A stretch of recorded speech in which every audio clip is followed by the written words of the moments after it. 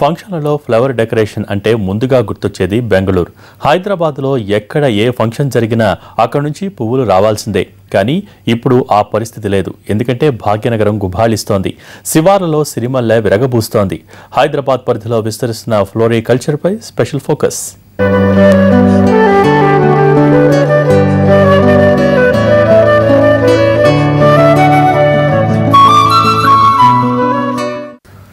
కాదేది బిజినెస్కు అనర్హం అంటూ మహానగరం చుట్టుపక్కల ప్రాంతాల్లో మరో కొత్త వ్యాపారం గుబాళిస్తోంది. ఫ్లోరికల్చర్కు ప్రభుత్వం తన వంతు సాయంగా సబ్సిడీలు, లోన్లు అందించి ప్రోత్సహిస్తోంది. ఇటు లాభాలు కూడా దండిగా ఉండటం వల్ల అంతకంతకు సాగు పెరిగి పక్క రాష్ట్రాలకు ఎగుమతి చేసే స్థాయికి చేరింది పూల వ్యాపారం. హైదరాబాద్ స్మాల్ స్కేల్ ఇండస్ట్రీ మొదలుకొని భారీ స్థాయి వరకు అన్ని రంగాల బిజినెస్ కు ఇది అడ్డ. అయితే ఫ్లోరికల్చర్ లోనూ ఈ మహానగరం దూసుకుపోతోంది. ఇక్కడ సాగయ్యే పూలు ఇప్పుడు పక్క రాష్ట్రాలతో పాటు విదేశాలకు కూడా ఎగుమతవుతున్నాయి.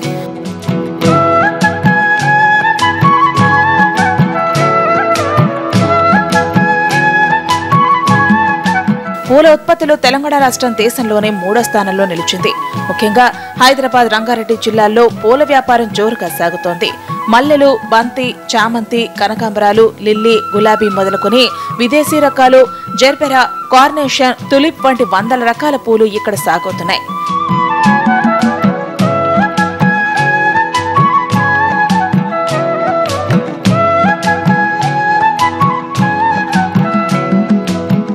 పూల ఉత్పత్తి, అమ్మకాల్లో దక్షిణాది రాష్ట్రాలు ఉత్తరాది కంటే పై స్థానంలో ఉన్నాయి. దేశంలో 16.5 లక్షల టన్నుల పూలు ఉత్పత్తి జరుగుతుండగా అమ్మకాల్లో ఆంధ్ర, కర్ణాటక, తమిళనాడు వాటా 56% ఉందని అసోచం సర్వేలో వెల్లడైంది. ఇందులో తెలంగాణ రాష్ట్ర వాటా 23.5% ఉంది. పూల చిల్లర వర్తకంలో కూడా దక్షిణాది రాష్ట్రాలు ముందున్నట్లు సర్వేలో తేలింది. గత 5 ఏళ్లలో పూల వ్యాపారం వృద్ధి రేటు 38% పెరిగింది. జంట నగరాల శివార్లలో అనువైన వాతావరణం, నేల స్వభావం, ఉష్ణోగ్రత పూల ఉత్పత్తికి అనుకూలంగా ఉన్నాయి. గిట్టుబాటు ధరకే కూలీలు కూడా లభించడం కలిసొచ్చే మరో అంశం. దీంతో హైదరాబాద్, రంగారెడ్డి జిల్లాల్లో వేల ఎకరాల్లో పంట సాగవుతోంది. ప్రస్తుతం కొందరు ఫామ్ హౌస్లలో పూల పెంపకం జరుపుతుండగా మరికొందరు పంట పొలాలను సైతం పూల తోటలుగా మార్చారు. వేల ఎకరాల్లో వందల రకాల పూలు పండిస్తున్నారు. సంప్రదాయ పంట ఉత్పత్తులు పెట్టుబడులతో పోలిస్తే పూల ఉత్పత్తుల్లో భారీగా లాభాలు వస్తుండటంతో రైతులు దీనిపై ఆసక్తి కనబరుస్తున్నారు.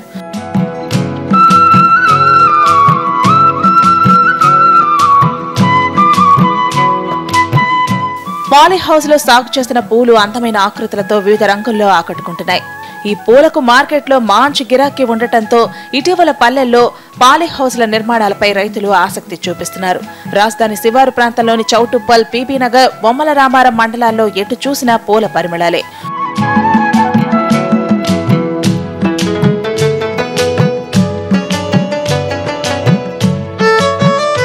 ఒక్కో పాలీ హౌస్ నిర్మాణానికి 1000 నుంచి 4000 చదరపు మీటర్ల విస్తీర్ణం అవసరం. షెడ్ నిర్మాణానికి 30 నుంచి 60 లక్షలు ఖర్చు అవుతుంది. ఎకరం షెడ్ వేయాలంటే 50 లక్షల వరకు ఖర్చు అవుతుందండి. దాని మీద 50% గవర్నమెంట్ సబ్సిడీ ఇస్తుంది. అంటే 25 లక్షలు ఇస్తున్నది. పాత రూల్ ప్రకారం 25 లక్షలు మన చేతి నుంచి పెట్టుకోవాలి. ఆ 25 లక్షలు బ్యాంకులో లోన్ కూడా ప్రొవైడ్ చేస్తుంది. ఇక్కడ జర్బెరా, కార్నేషన్, గులాబీ పూలను ఎక్కువగా సాగు చేస్తున్నారు. కోకాపేటలో కొందరు రైతులు ఇంటి ఆవరణలోనే పాలీ హౌస్లు నిర్మించి జర్బెరాను సాగు చేస్తున్నారు. తెలుపు, పసుపు, ఎరుపు, మెరూన్, ఆరెంజ్ వంటి 15 రకాల రంగుల్లో ఈ పూలు కనువిందు చేస్తున్నాయి.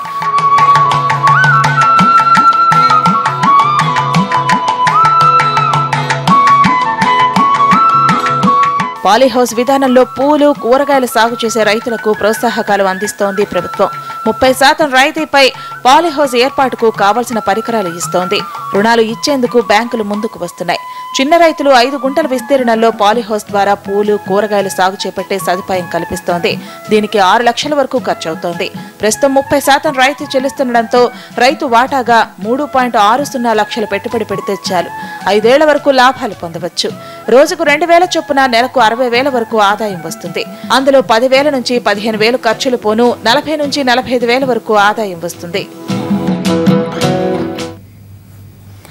ఓవరాల్ గా పూల సాగు బాగానే ఉంటున్నా ఒక్కోసారి ధరల పతనం, అకాల వర్షాల వల్ల నష్టాలు కూడా భరించాల్సి వస్తోంది.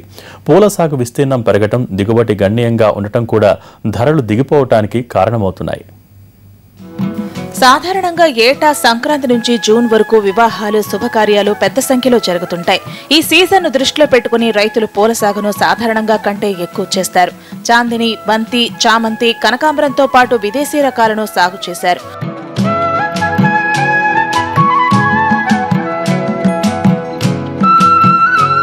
కొన్నేళ్లుగా 90% పూలను కర్ణాటక, మహారాష్ట్ర, హిమాచల్ ప్రదేశ్ నుంచి దిగుమతి చేసుకునేవారు. దీంతో స్థానికంగా పండించే పూలకు కొంత డిమాండ్ తగ్గుతోంది. ఇతర రాష్ట్రాల పూలను కూడా తక్కువ ధరకే విక్రయిస్తుండటంతో కొనుగోలుదారులు వాటివైపే మొగ్గు చూపుతున్నారు.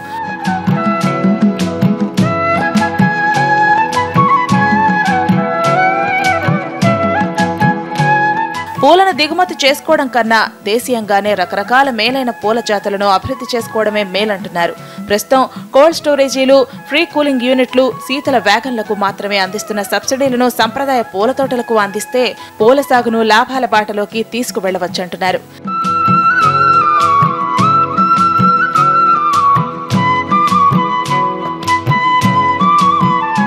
దీనికి తోడు హైదరాబాద్ పరిసర ప్రాంతాల్లో ప్రతికూల వాతావరణం పంట సాగుకు ఆటంకంగా మారింది.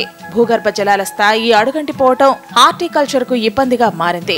పూల దిగుబడికి అనుకూలంగా ఉన్న శీతల వాతావరణం కూడా ఉండటం లేదు. నగరంలో రోజు రోజుకి పెరిగిపోతున్న కాలుష్యం వాతావరణంపై తీవ్ర ప్రభావం చూపుతోంది. ఈ సమస్యలన్నింటినీ అధిగమించాలని సర్కార్ భావిస్తోంది. తెలంగాణలో 2 ఉద్యానవన కేంద్రాలకు కేంద్రం గ్రీన్ సిగ్నల్ ఇవ్వడంతో ప్రభుత్వం దీనిపై ప్రత్యేకంగా దృష్టి పెట్టింది. నర్సరీల్లో సౌకర్యాలు, నాణ్యమైన కొత్త వంగడాల ఉత్పత్తిని ప్రోత్సహించి గ్రేడింగ్ విధానాన్ని ప్రవేశపెట్టేందుకు కసరత్తు చేస్తోంది. మహారాష్ట్ర, పంజాబ్లో ఇప్పటికే ఈ తరహా విధానం కొనసాగుతోంది.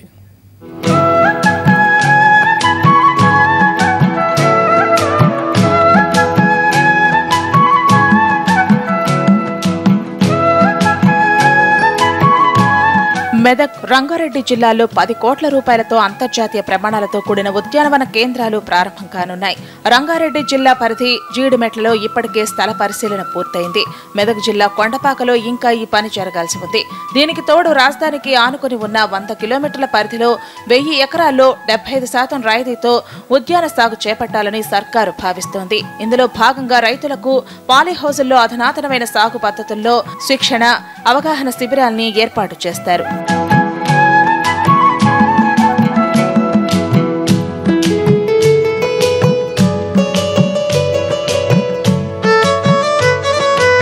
పూల సాగుకు తొలి దశలో 261 కోట్ల రూపాయలను రుణంగా ఇవ్వాలని జాతీయ ఉద్యాన మండలి నిర్ణయించింది. కేంద్రం వాటాగా 130 కోట్లు సమకూర్చనుండగా మిగిలిన మొత్తాన్ని వడ్డీ లేని బ్యాంకు రుణాల రూపంలో ఇవ్వనున్నారు. ఫ్లవర్ హౌస్లకు విద్యుత్తును కూడా ఉచితంగా అందించాలనే ఆలోచన కూడా ఉంది.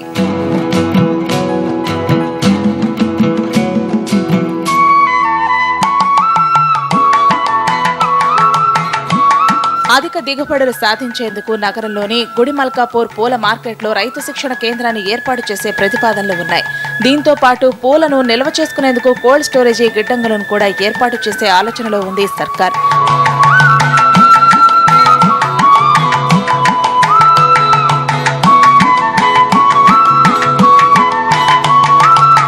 హార్టికల్చర్ ను రాష్ట్రంలో అభివృద్ధి చేయాలన్నా, దీన్ని నమ్ముకున్న రైతులు మేలు చేయాలన్నా దళారీ వ్యవస్థను పూర్తిగా నిర్వీర్యం చేయాల్సిన అవసరం ఉంది.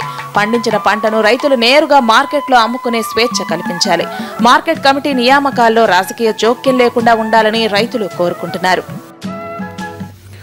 ఇది ఇవాల్టి స్పెషల్ ఫోకస్. తర్వాత బాలకృష్ణతో నా వార్తలు నా ఇష్టం ప్రసారం అవుతుంది. Stay tune to NTV.